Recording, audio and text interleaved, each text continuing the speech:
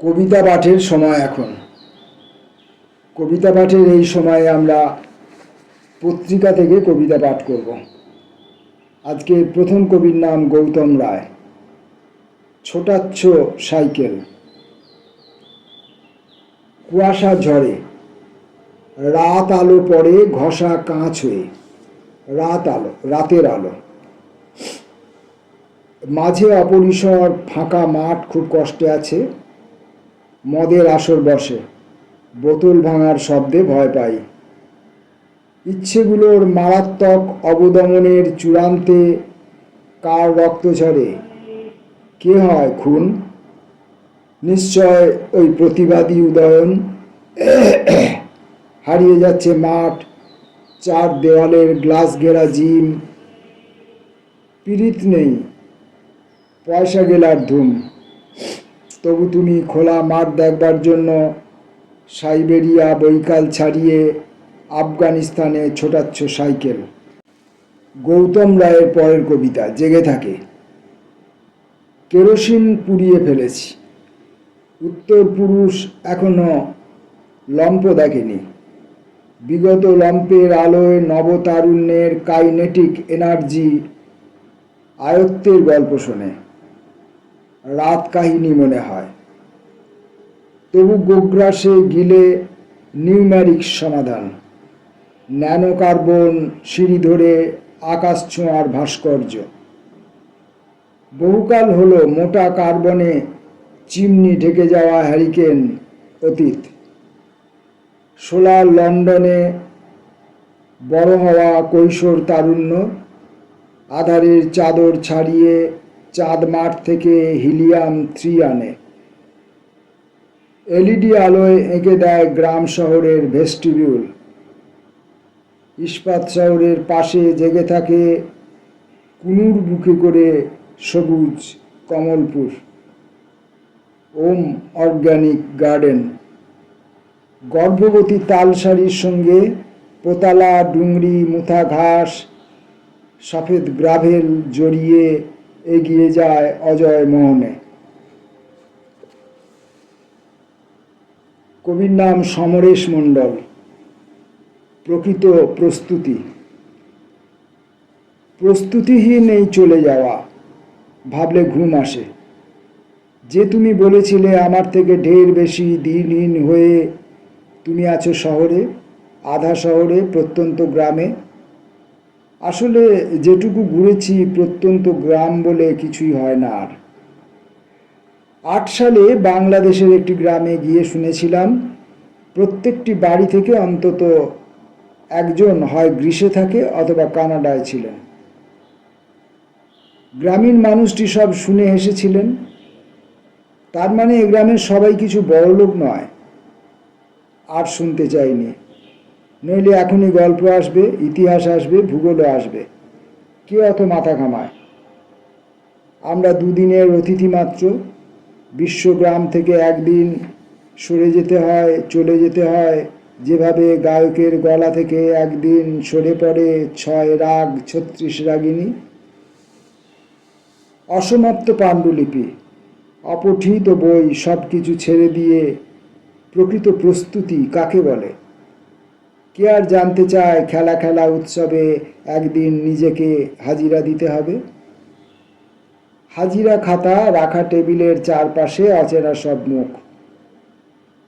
নির্ভীক আলো মুখে এসে পড়বে, নির্ভীক আলো মুখে এসে পড়বে।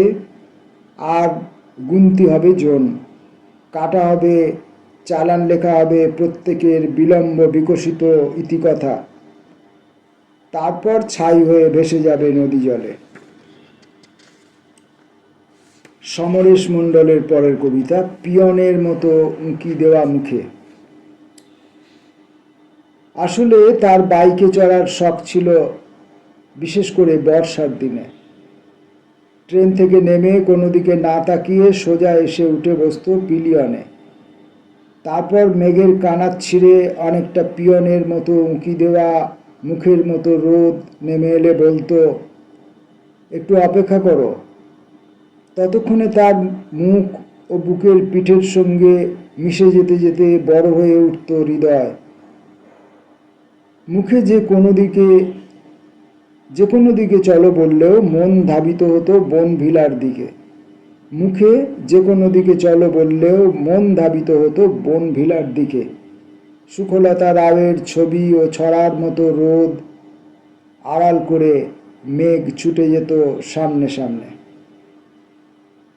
এখানেই গল্প শেষ হয়ে যেত না। কটেজে ঢোকার আগেই প্রবল বৃষ্টি নামত।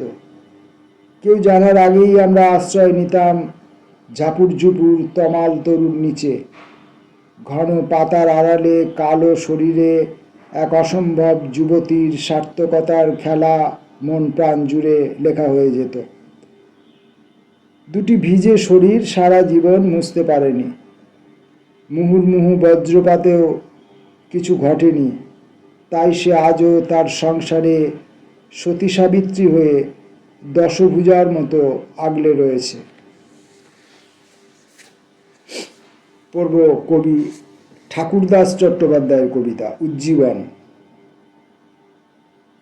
দরজা খুলতে গিয়ে দেখলুম বুকের মাঝে পদ্মফুল। সেই ফুলের উপর চোখ রেখে অবর্ণনীয় এক নিবিড় নিস্তব্ধতা, শব্দহীন ভাষাহীন পরম্পরা। রহস্যের গভীরতা পরিমাপ দুঃসাধ্য বলে অরূপের স্বরূপ চাইনি। ঝমঝম করে নেমে উঠছে চতুর্দিক, ঝমঝম করে নেচে উঠছে চতুর্দিক। বৃষ্টি কেবলই সাদা, কেবলই স্বচ্ছ, কেবলই সবুজ, সুন্দর, অদ্ভুত। অদ্ভুত তোমার উপস্থিতি, শুধু প্রসারিত তোমার হাত। আমার কেবলই সন্দেহ, দ্বিধা, তোমার হাত ধরবো না ধরবো না। নিরুক্তের আশ্রয় নিয়ে একটু একটু জমে ওঠা ব্যথা বেদনাকে বোঝাই ব্যক্তিগত ছবিগুলি আর কতদিন আঁকড়ে থাকবে। সন্দেহহীন হাত নিঃসংকোচে রাখো আর একটা হাতের ওপরে। স্পর্শ উজ্জীবনের আর একটা নাম, স্পর্শ উজ্জীবনের আর একটা নাম, অর্থাৎ উজ্জীবনের আর একটা নাম স্পর্শ। ঠাকুরদাস চট্টোপাধ্যায়ের পরের কবিতাটি কয়েক টুকরো আমি। এই ঘিরে ধরা আধার কি রাজ্য জুড়ে না পৃথিবী জুড়ে? বারবার ঘুরি ওরে, ভোকাট্টা স্বভাব নির্বিবাদ। দুর্বলতার হিজাব সরিয়ে তুমি আমাকে দেখতে পাও না। যে আমাকে ছেড়ে মঞ্চে উঠে শাসকের পায়ে খুলে রাখছে মেরুদণ্ড, তাকে কি কবি বলতে পারি? যে নিজেই মৃত, সে কিভাবে বাঁচাবে আমাকে? বৃষ্টির কাছে আসি, জল দেহ বেয়ে গড়িয়ে পড়ে মাটিতে। শকুন্তক মূর্ছনা দিয়ে কিন্নরেরা পাখির গলা অনুসরণে গান পায়। এই উত্তম মূর্ছনার অধিদেবতা পাখির রাজা। আমি কে? এখন কিভাবে পাখি জন্ম লাভ করি? কুৎসিতের সঙ্গে সুন্দরের সম্বন্ধ কি জানতে আমরা অ্যারিস্টটল না উপনিষদের কাছে যাব? মন বলছে আপাতত প্রবল উষ্ণতা ও গুমট, জলে নামো, জলেই নামো। কবি কল্লোল শ্রী মজুমদারের কবিতা উড়ান। অবিভক্ত বাংলার শরৎ আকাশের সাদা মেঘ ভেসে আসছে চট্টগ্রামের থেকে সবুজ ফরিদপুরের দিকে। আমার বাবা ও মায়ের কোনো বাল্য প্রণয় ছিল না জানি, তবু আমি এখন তাদের কথাই ভাবছি। ভাবছি শ্রমক্লান্ত হাতের শিরায় কিভাবে খেলা করে জরা ও শ্রাবণ, আর তাদের উড়ে উড়ে চলে আসা মেঘেদের সাথে। স্থবির মানুষেরা ওপর পানে চেয়ে শুধু দেখে এখনো মেঘ ওড়ে। ছেঁড়া কাঁটাতার থেকে উড়ে যায় লাখ লাখ পাখি। কল্লোল শ্রী মজুমদারের পরের কবিতা স্বপন দুয়ার থেকে। অনন্ত আলোর কণা বরিশনে আমাদের পৃথিবীতে ধিকি ধিকি জ্বলিছে ঈশ্বর। কিছু ছাপার ভুল আছে। অনন্ত আলোর কণা বরিশনে আমাদের পৃথিবীতে ধিকি ধিকি জ্বলিছে ঈশ্বর। বৃক্ষের বাঁধন ছিঁড়ে ভুলুণ্ঠিত লতা গুল্মরাজি হাওয়া বাতাসের টানে দোল খায় দোদুল খুলনা। রাতের পালার তেরি ক্রমাগত তীব্রতম নাদে ঢেউ তোলে কারখানা গেটের নিকটে। দূরতম গ্রহ থেকে এক চোখে দেখে যারা ফেরত এসেছে, দেখেছে অতি নীল গ্রহটিও চলে গেছে অগ্নির দখলে। মাইল মাইল জুড়ে শোনা যায় বন্ধ রাতের গান, সকরুণ বিষাদে বেজেছে। এসো এসো স্বপন দুয়ার খুলে এসো, যে আছো অন্তরে। কবিতাটির মধ্যে অনেক ছাপা ভুল ছিল, আমি নিজের মতো করে ভুলগুলোকে এড়িয়ে যাওয়ার চেষ্টা করে পড়েছি। জানি না আমি যেটা পড়লাম সেটাও ঠিক কিনা।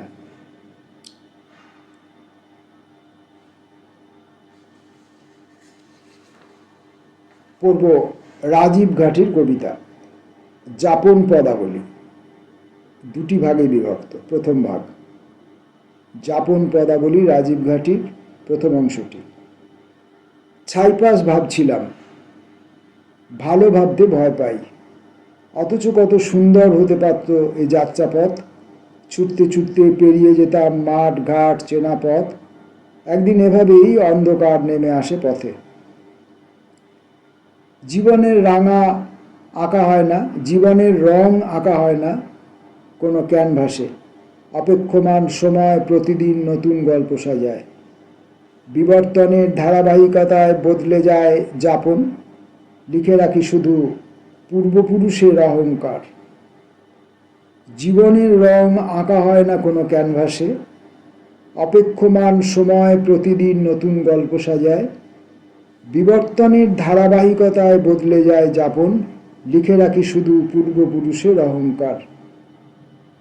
এ জীবন পরিসংখ্যানে গড়মিল সব হিসাব। শুধু নিজেরটুকু বুঝে নিই জীবন পাত। যাপন পদাবলীর পরের অংশটি।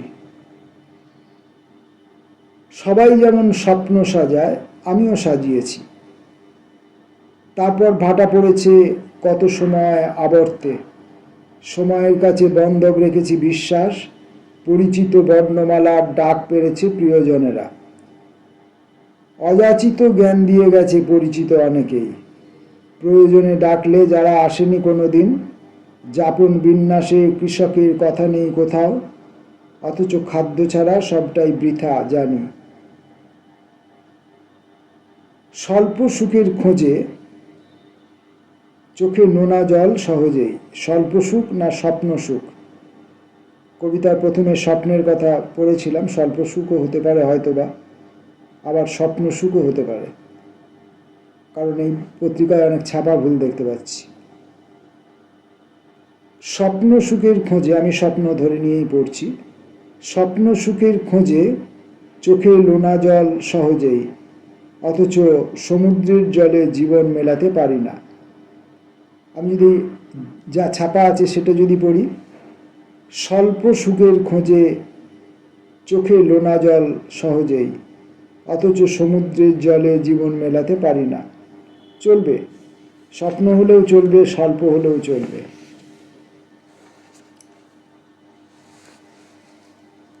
আজকের মতো শেষ কবির নাম সুবীর ঘোষ। সুবীর ঘোষের প্রথম কবিতাটির নাম নীলিম নিঃশ্বাসের খোঁজে। কখন যেন জলপরি নেমেছিল স্রোতহারা নদীটিতে, রেখে গেছে পিপাসার চিহ্নমালা। পাশের চরভূমিতে সঙ্গমের স্বপ্ন দেখছে নীলমণি লতা। চোখের ভিতরে এক উচ্চাকাঙ্ক্ষী ইমারত, গড়তে গড়তে নিজেকে ভেঙে ফেলতে চাইছে বারবার। আনত বিস্তারী মেঘ জলশূন্য ফিরে যায় একা। বালকের ধৃষ্টতায় চুপি চুপি চাঁদও সরে যায়। আমার খাবার জুড়ে ধানের বদলে জমে পাথর সম্ভার। আমি এক নীলিম নিঃশ্বাসের খোঁজে বাইরে আসি। সুবীর ঘোষের পরের কবিতাটির নাম বুলন্দ দরজার অপসৃয়মান নৈকট্য। শূন্য ঘরের শব্দে নগ্ন ছাতিম ফুলেরা তড়িঘড়ি আচ্ছাদন খোঁজে। পাশের বড় রাস্তায় গর্ত, তবু বাষ্পায়নের পীড়ন থামে না। শোষিত গহ্বরে ছলকে পড়ে হাতে ধরা শ্রাদ্ধের ফুল। হাওয়ার প্রিন্ট আউটে ভেজা ভেজা কালির বুদবুদ। দৈর্ঘ্যতলে ওড়ে ফানুস। হাওয়ার অভিনন্দনের জবাবে রচনা করে বৃত্তবিন্দু। শিমুল মেঘ দূরবীন চোখে পর্যবেক্ষকের ভূমিকায়। সর্বাঙ্গীন সাফল্যের আশায় হাত পা কাঁপতে থাকে, বাড়তে থাকে নখ। দু চার চুমুক আড্ডায় বুলন্দ দরজার অপসৃয়মান নৈকট্য। দু চার চুমুক আড্ডায় বুলন্দ দরজার অপসৃয়মান নৈকট্য। তিনতলার জানলা থেকে চোখ সরে গেছে নিঃশব্দে, এখন সেখানে শুধুই রৌদ্রবাহী কাচ। এতক্ষণ ধরে আমরা কয়েকজন বিশিষ্ট কবির কবিতা পাঠ করলাম। আজ এই পর্যন্ত।